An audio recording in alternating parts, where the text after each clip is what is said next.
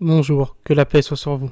Il y a en fait une remarque qui revient souvent, que ce soit dans les commentaires de nos vidéos ou sur le terrain. C'est l'idée qui vient à la fois de musulmans comme de non-musulmans, que toutes les religions sont les mêmes et qu'au final, toutes les religions mènent à Dieu et qu'on ira tous au paradis. C'est une idée extrêmement répandue dans l'inconscient collectif et qui touche aussi beaucoup de musulmans. On a parfois même en commentaire des personnes qui, en dessous de témoignages de convertis, vont dire à quoi cela sert-il de chercher à convertir les Français à l'islam puisque leur religion de base, le christianisme, est aussi bonne et que d'une certaine manière c'est leur alliance avec Dieu. Et donc il y a cette idée qui est une idée vraiment très moderniste qui essaime dans toutes les couches de la population. Il y a souvent trois raisons à la diffusion de cette idée de ce syncrétisme religieux, de cette idée selon laquelle toutes les religions se valent, mènent à Dieu et que tout le monde ira au paradis, quelle que soit son appartenance religieuse, quelle que soit sa foi. Premièrement, cela peut s'expliquer par la méconnaissance de la population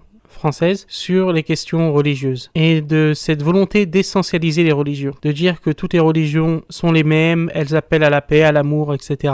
On voit cette ignorance du religieux, notamment chez des personnes qui peuvent parfois tenir des propos pertinents. On voit par exemple que Michel Onfray, j'ai lu en grande partie son livre sur l'islam, devient totalement analphabète lorsqu'il s'agit de parler de religion, que ce soit de l'islam ou du christianisme. Il dit des choses qui sont totalement aberrantes. Ça montre le manque d'intérêt des philosophes, d'une grande partie, tout simplement du grand public, sur la religion. On ne prend pas le temps de nuancer, on ne prend pas le temps de s'intéresser aux différences. On a tout simplement envie, pour aller vite, d'essentialiser, c'est la même chose. C'est la première raison qui explique que cette vision syncrétique et que cette vision relativiste est aussi présente dans notre société. Ensuite, vous avez la deuxième raison, qui peut relativement se comprendre, c'est de se dire on vit dans une société diverse au niveau religieux, donc si on a quelqu'un qui va dire que l'islam est la vérité ou le christianisme est la vérité ou autre, on risque de créer des tensions.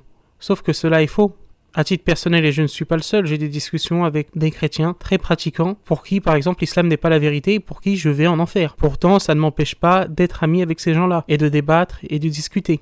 C'est aussi un des problèmes de notre société qui cherche à éviter tous les désaccords et toutes les sources de discussions contradictoires. Au final, il faut tous être d'accord pour pouvoir s'entendre, ce qui est faux. La troisième raison, c'est la raison la plus importante et la plus compréhensible d'une certaine manière. On s'est tous posé la question. On a tous eu un voisin non musulman, ou dans le cas des chrétiens, les chrétiens ont tous eu un voisin musulman, et on s'est dit, mince, ce type-là, c'est un brave type, sa famille sont des gens très bien, comment peuvent-ils aller en enfer? Et donc on se refuse, à cause de cette raison émotionnelle, à l'idée selon laquelle, pour aller au paradis, il faut avoir une foi qui soit conforme à la parole de Dieu. Donc on préfère dire que tous les gens bien et qui font des bonnes œuvres iront au paradis.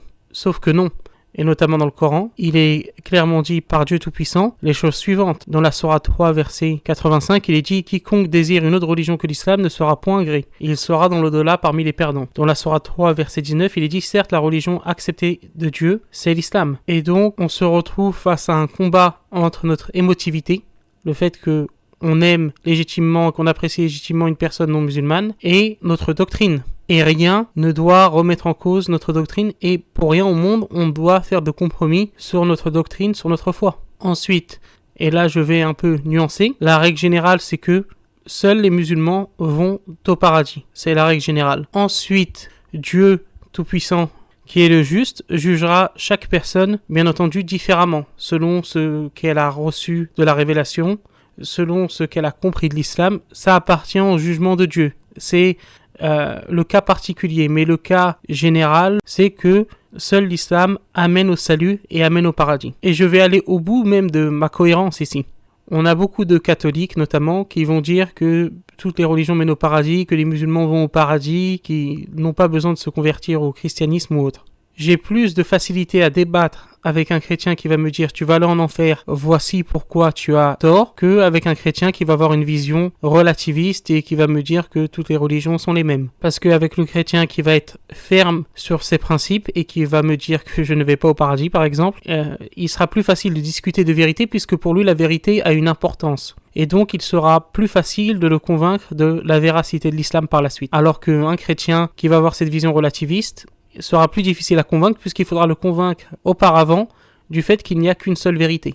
De même, je suis gêné lorsque des prêtres catholiques invitent des musulmans à faire le Eden, l'appel à la prière, au sein d'une église. Pourquoi ? Parce que je suis contre le mélange des genres. L'islam est la vérité et l'unique vérité. Nous respectons les chrétiens, mais nous avons des divergences profondes avec leur religion, des divergences qui ne peuvent pas être réconciliées. Et de surcroît, ce genre de gestes, par ailleurs, qui sont faits souvent avec une intention sympathique, d'ouverture, peuvent avoir un effet pervers, puisque souvent il nous sera demandé la réciproque.